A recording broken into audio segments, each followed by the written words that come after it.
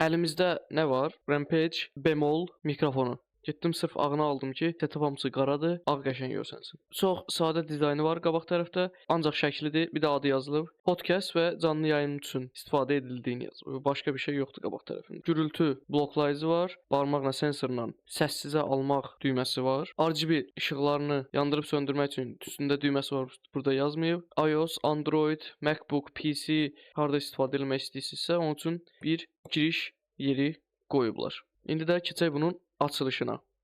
Bunu bir daha göstərim sizə. Belədir, sağ tərəfində dediyim şeylər yazılıb, sol tərəfində də sadəcə Rampage'in logosu. Bu lazımdır, vızıldat geçsin. Bu heç lazımdır, bunu da at geçsin. Səs səviyyəsini nastroyk eləmək üçün, ayarlamaq üçün yerdir. Nəysə mikrofonu keçəcəyik, bunu sıxaq, oynamasın deyə. Qəşəng dursun burada. Altının rezini yaxşıdır. Sürüşməyən şeydə stolda. Oy, sürüşən imiş. Sürüşür. Bunu da atıb geçsin. Lazımdır. Burada nə çıxır? 2 dənə stiker çıxır. Boş. Təşəkkür məktubudur. CEO tərəfindən imzalanmış. Bunu da keç. Kitabı oxumuruq təbii ki, vızıldat. Və mikrofonu qoşmaq üçün hara getdi? Mikrofonu qoşmaq üçün kabel. Type-C kabel. Bunu istifadə eləyəcəyik. Səs səviyyəsinin, səs keyfiyyətinin nə olduğuna baxacağıq. Belə göstərim kabelin uzunluğunu siz rahat görəsiz. Tonla açılır. Qəşəng uzundur.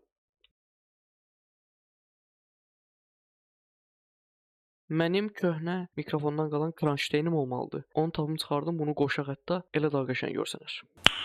Nice.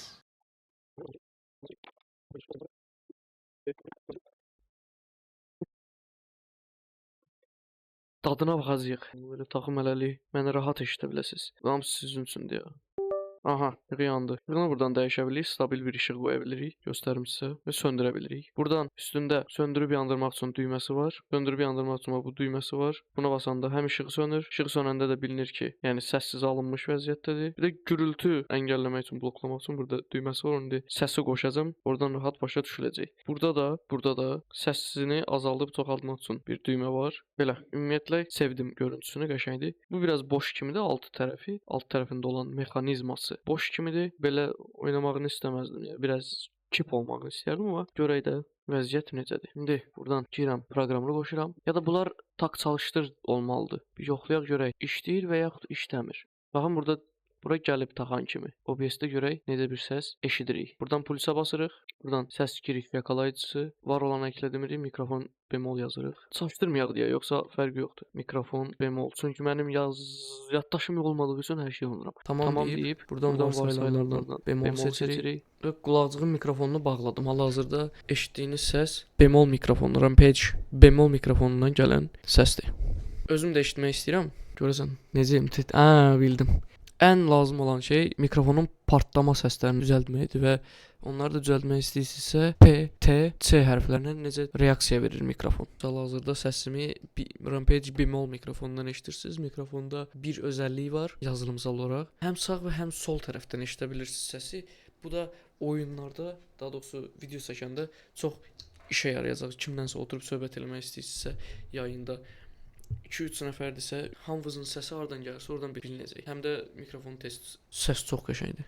Gözlədiyimdən çox qəşəngdir. Tox səs verir. Buradan da Rampage-ə təşəkkürlər bu qədər ucuz qiymətə, bu qədər keyfiyyətli bir iş çıxartdıqları üçün ortaya. Rampage olaraq kaliteli və estetik ürünlər üretmək hədəfi ilə yıllar öncə çıxdığınız yolda bizi tərcih etdiyiniz təşəkkür ederiz. Biz təşəkkür ederiz Rampage CEO-su. Artıq ismini bilmiyorum. İsmini də öyrəneyim həmən. Bu da bir reklamdır. Buradan xəbərdarlıq eləyirəm. Reklam deyil. Reklam deyil. Şeydim, görüntüsü çox qəşəngdir.